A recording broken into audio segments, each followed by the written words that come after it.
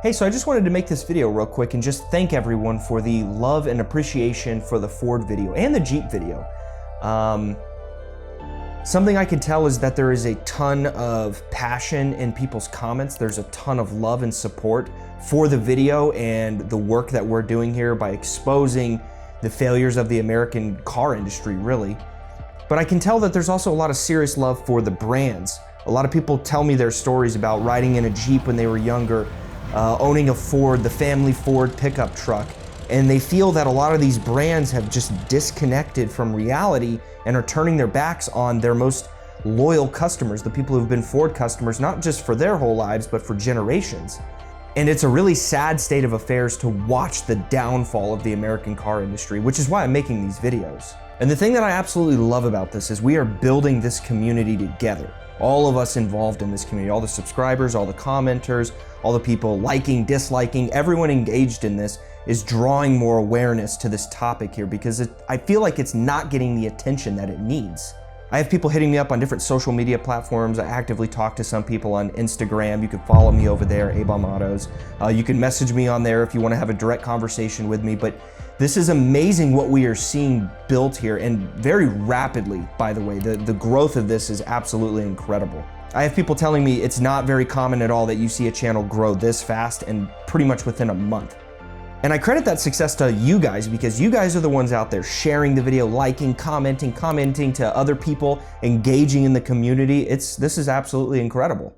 Much like the Jeep video, there's a couple things that I want to talk about that were discussed in the comments section. The first one is the fact that many people have this misconception that Ford never received a bailout. This is actually false. Ford 100% received a bailout. There's a couple people that kind of came at me very aggressively, name calling and all that, which I find absolutely hilarious, telling me that Ford never received a bailout. This is false. 100% Ford received a bailout. They just received it from a different pot of money.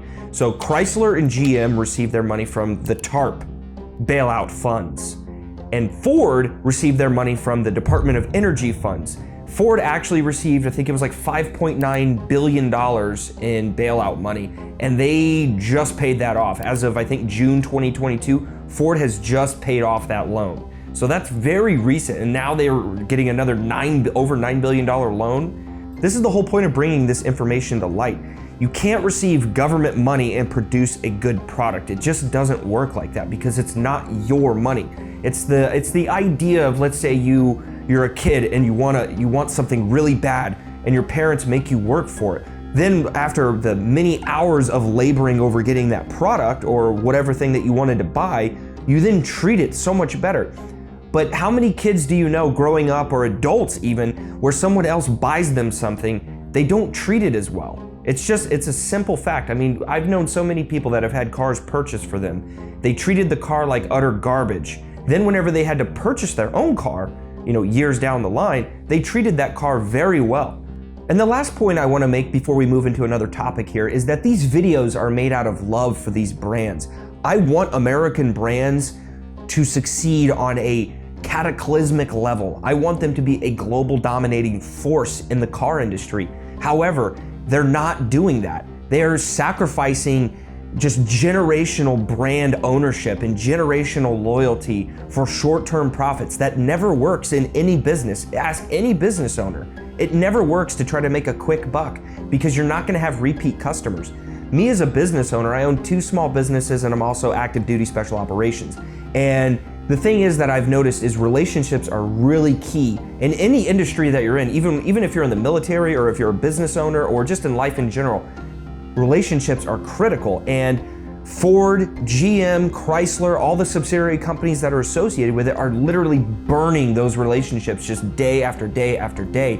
And I don't feel bad for these companies. I think Honda, Toyota, BMW, Mercedes, Porsche, a lot of these other foreign car brands are gonna just eat their lunch. And I hope that happens. But I don't want that to happen. That's the key takeaway. I don't want that to happen. But I also understand people need to shop with their wallets and they need to get the best quality product for what they're paying for because times are tough and they're getting tougher. Okay, so for the final part of the video, we're gonna talk about things that are on the horizon for the channel. And feel free, guys, to chime in in any section of the comments on any video and let me know what you want to see next. But in particular on this video, let me know what you want to see next. So I'm gonna go ahead and read a list here of some ideas that I have for the channel. And by no means is this the title of the videos. It's kind of more of like the concept in my head that I have.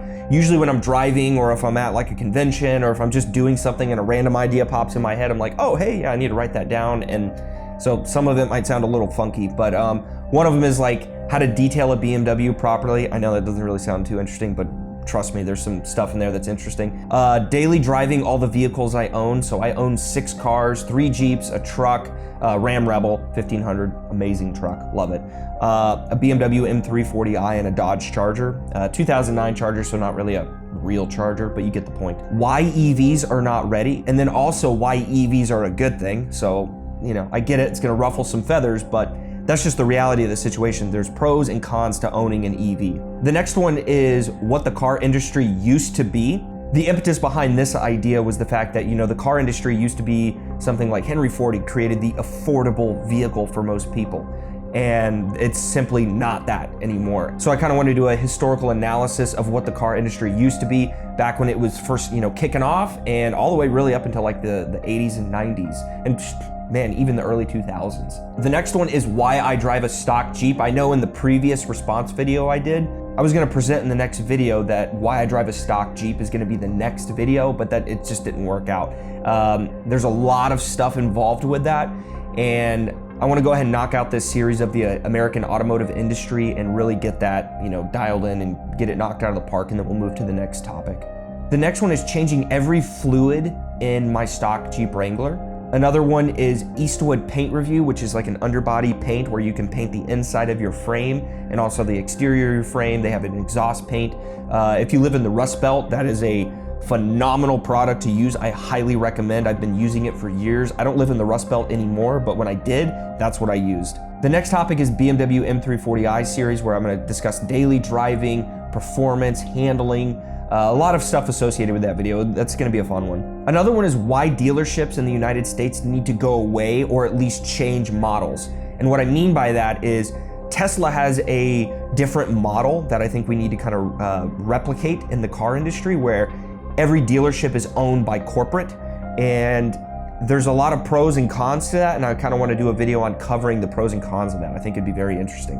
Another topic is why foreign cars are taking over the US automotive industry, and the impetus behind this is every time I travel to Europe or anywhere else in the world, I've been to pretty much almost every continent except Antarctica. Good luck going there. I see nothing but foreign cars, and foreign to the US. So if you go to Europe, you don't see US cars really. If you do, it's very rare, and if you do see US cars, it's usually like some soldier that's stationed there.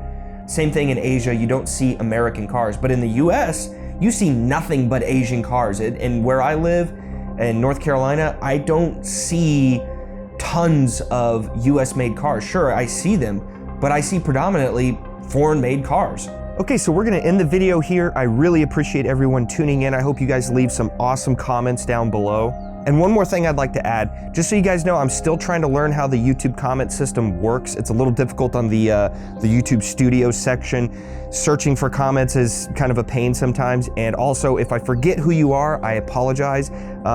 There's thousands of comments, and I try to answer every single one, unless you're like some crazy, then I'm not gonna answer you. But for the most part, I answer every single comment, so I do appreciate that. Some guys, if I just mess up a little piece of data with who you are, forgive me, I'm working on it, trust me. There's a lot of people here that I really enjoy talking to, and so I'm really starting to get to know you guys even more. And if you wanna get to know me more, just keep leaving comments down below. And sometimes, you know, drop a little PS and be like, hey, I'm the guy with the Cherokee, or I'm the guy with the FJ Cruiser, or I'm the guy with, you know, the Corvette or whatever, and that'll just kind of jog a little piece of my memory in my brain. So I really appreciate it, guys. Hope you have a great one, and I'm out of here.